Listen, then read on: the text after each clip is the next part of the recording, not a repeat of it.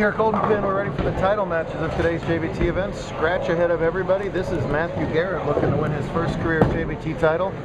He has been the top seed all day. He bowled well yesterday on a totally different pattern today. He crushed the field, but he's got to win one more game against talented Brian Van Sickle, who was snake bit yet again last night, shooting 259 and losing in the scratch title match. We'll see if he can reverse the curse today against Garrett, who has yet to win his first title. Safe travel, sir. See you in 6 days, 5 days tomorrow. 2-game total pinfall match play to get to this point. Now 1 game like you made the show for the title. To their right are the handicapped semifinal matches. Kyle Perry taking on Silas Phillips, and yesterday's champ Keith Ilvasaker taking on all-conference second in points Dawson Reese. To their right is the girls' scratch title match going on between Christy Mink and Stephanie Tuala.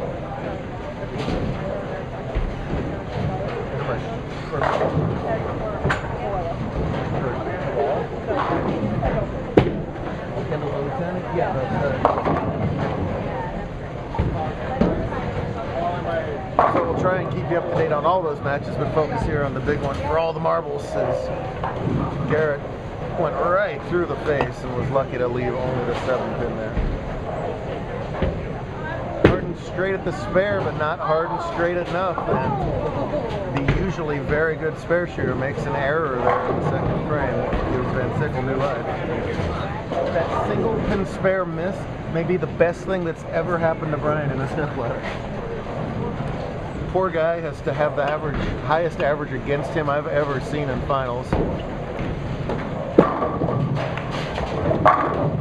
Did break through with that doubles win last month with Randy Cote, but he wants a singles title to completely erase that asterisk of non-winner from his resume, even though he's a winner as far as we're concerned now. He's come close so many times. Seems like when he shoots 185, his opponent shoots 190. When he shoots 279, his opponent shoots 280. Pulled on Viper today, very challenging. Yesterday the cut was 50 up, today the cut was 70 some odd down. Stephanie was the cut today, to her surprise. He's using a lot of loft, and what he's doing is he wants to play hard and straight, but when he goes straight and with a normal lay down, the ball's checking up early on him. So one way to get the ball not to hook is throw it over the hook spot. That's what he's doing, getting the ball to delay the reaction. He doesn't like his look covering a lot of boards. That is a move that shows how versatile he is, and he has Garrett in trouble early.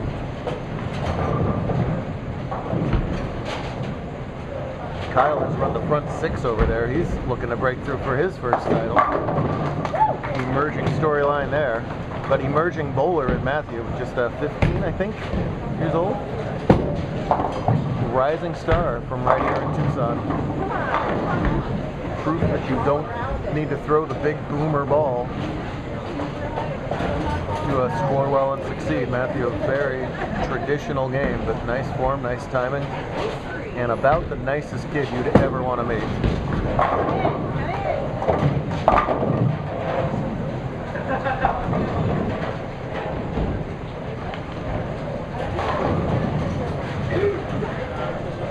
Perry has to win by 43 over there. He's already made that up. Reese has to win by 9, and they are close over there.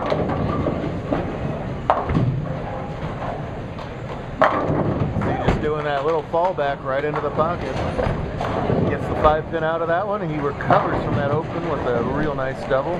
Stays within shouting distance of the match. And Sickle leads by 20, can extend to 40. What's your problem? It's all your fault. Always is. As long as it's my success. When Changed it to 1 game instead of 2. I didn't change anything to 1 game. That's the format.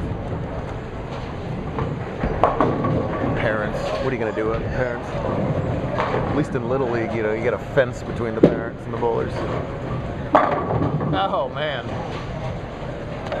Absolutely crushes the rack, and welcome to modern bowling. Those balls are so powerful. The 5 just chops right off the 9 so many times. Bowling as Perry makes it 7. Kyle is really the handicapped Van Sickle. He has had so many title matches. Somehow hasn't broken through for a win. Brian changes the ball that doesn't hook much, goes even harder and straighter, has that spare. Will maintain that 11 pin advantage now. Brian's scoreboard on the left. Garrett over there on the right. Catch a shot of Perry here. Shooting in the 8 on front 7. He's going to be in the title match. He's got Silas Phillips beat. There you go. Now he's like a ring. And of course, even when it's in the finals, the camera of doom still maintains its lethality. Whoop. Oh, even with the loft, that one checked a little early. A lot of oil today, so right of about 7 was out of bounds. Left of where he's playing is pretty flat. That's why he's trying to do what he's trying to do. Potentially choppable cluster over here. He's going to do almost a backup ball out of that. It's a great way to not chop it. Nice job from the picker. Nice job from Silas too, getting that little Brooklyn strike there. Hadn't been in the top 5 for a while. Good to see him there. Color him excited. Regulars will know what that means. Reese and William Robbins in a great battle, the top of the all-conference points race. William's brother Clifford up there as well. William had a great weekend, but got snake bit by Ildesaker as Keith knocked him out of the tournament twice. Still got plenty of points, so Dawson trying to make up some here by getting to a title match.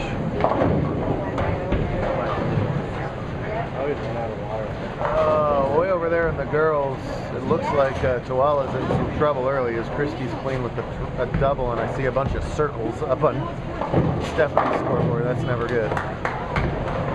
Big shot early in the match for Garrett, and he trips out that 4. Kind of a breakthrough weekend for Matthew with the top 5 yesterday, and here no worse than second today, and Silas is just getting out of Dodge. Or Tucson.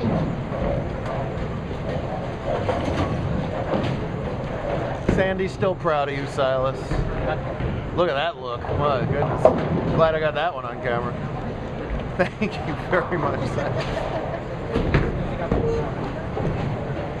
Keith climbed the ladder to win yesterday's tournament, and he's getting 9 pins today. He would have got 19 pins yesterday. Right after each tournament, his average skyrocketed as it should have.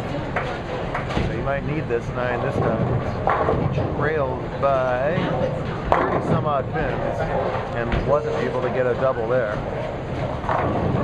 We're essentially even over here in stretch, so this is Garrett for the lead. Flat 10.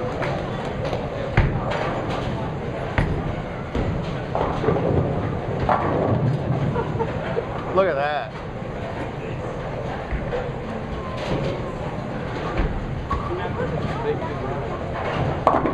Check down to the 400-pound fullback. Perry just filling out the frames. He shot 270 earlier, and now he's going to shoot 240 with this spare, so Kyle looking really strong right now.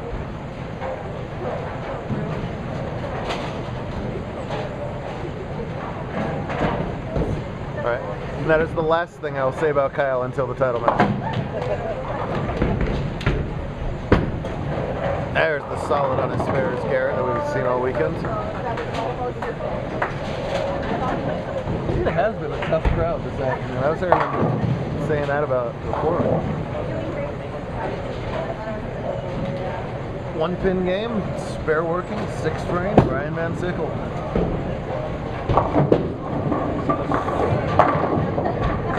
Better direction there. It looks like he's really at the tail end of being able to do what he's doing right now. Even his good shots are creeping up high flush. Sandy says for that ball to push for some reason, but that's all right. It's a great game by Kyle, which I shall not mention.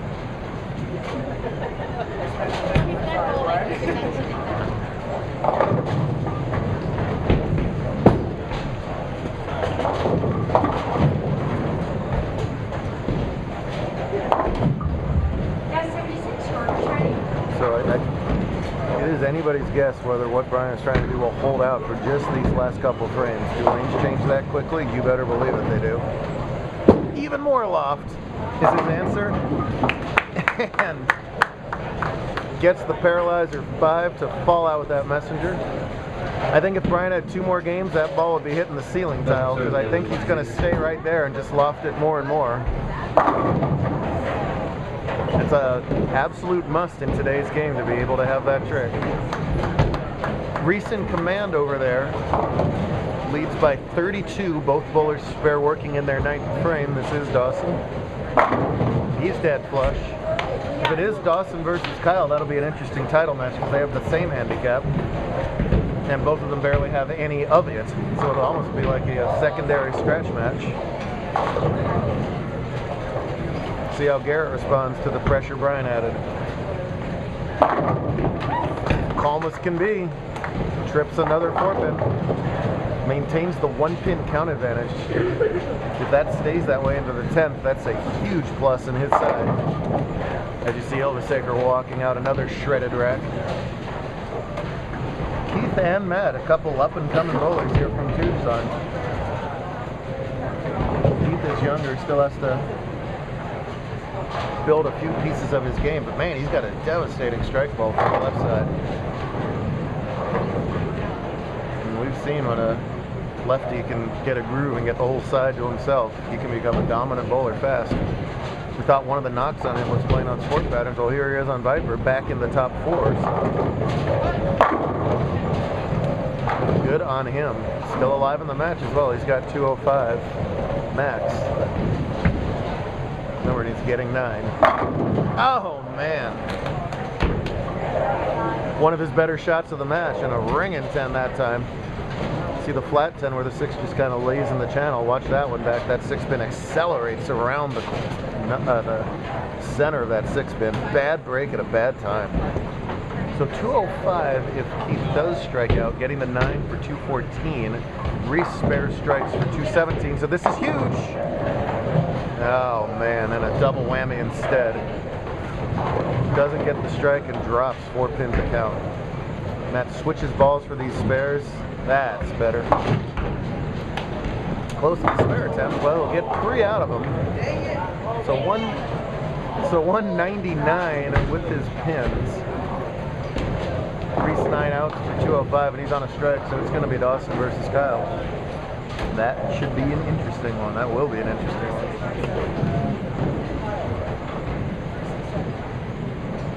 Van Sickle leads by 8, now working on a double in the 8th.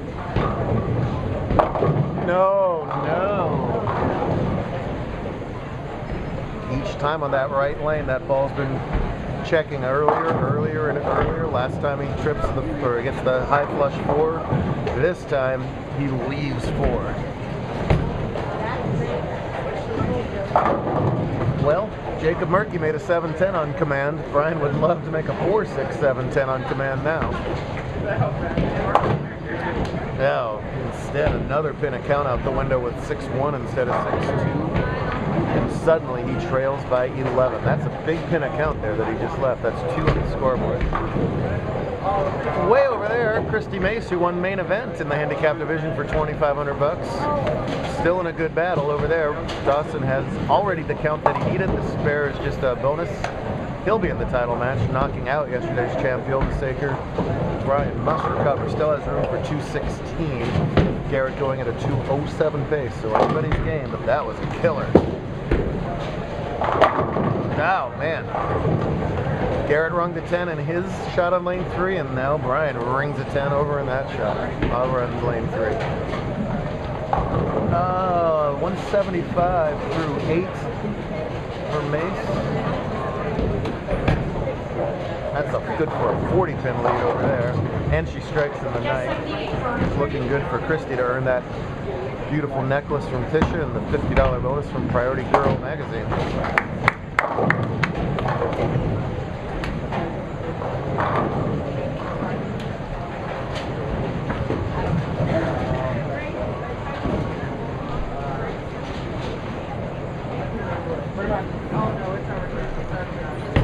Another shot of our girls champ over there. 15. She had a 4-bagger in frames 3, 4, 5, 6. And out of nowhere, Christy Mace has become a threat. Main event famously was not just her first top 5 in JBT, it was her first cut ever in JBT. Now she had a top 5 yesterday and wins girls today. Nice shot from Stephanie over there, good to see. Huge shot from Matt Garrett in the 9th frame. Wow, no, will it roll it? Oh, what a break from Matthew. Just enough momentum to roll that 4-pin from behind. He'll change his own score, thank you very much.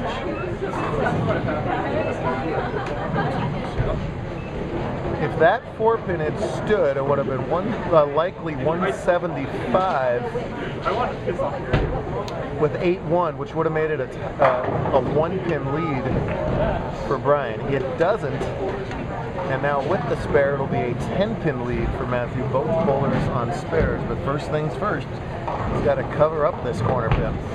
When you're bowling for your first scratch title, that thing looks a lot more than 60 feet away, I guarantee you. 60 miles away. But that is well done.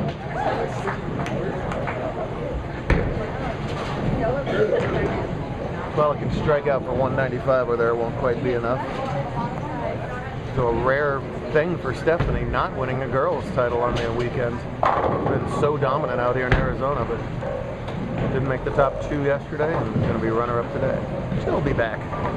Twala lost to Matthew, her good friend, in the first round of match play today. The best Brian Van Sickle can do is 206. Garrett strikes spares for 206. But remember, he's on a spare, so the count right here is another gigantic shot. Title on the line. That looks fine. Very lucky to get 9 out of that. That could have been a bucket to a 10.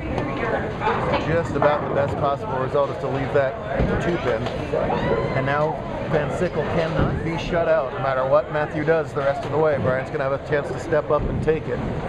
He did so back in the doubles. He threw 3 in a row to make Lucas Raub throw 3 in a row. Watch that video if you want to see some fun. Lucas went double 9 and fell to the floor.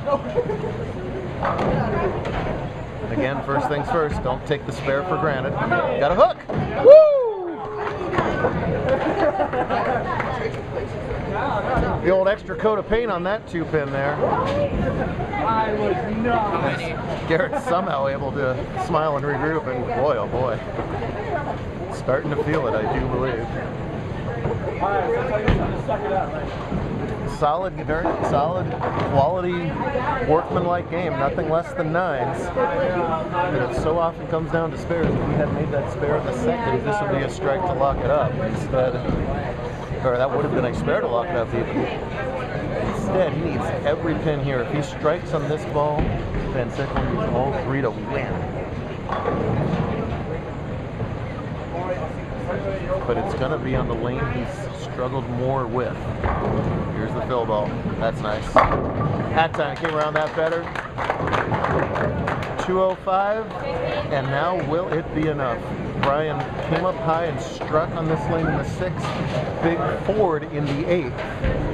Does he increase loft? Does he think he just threw it bad or slow or whatever? No one knows more than Brian what he thinks he has to do. Let's see if he can come up with every bowler's dream, 3 in a row to win.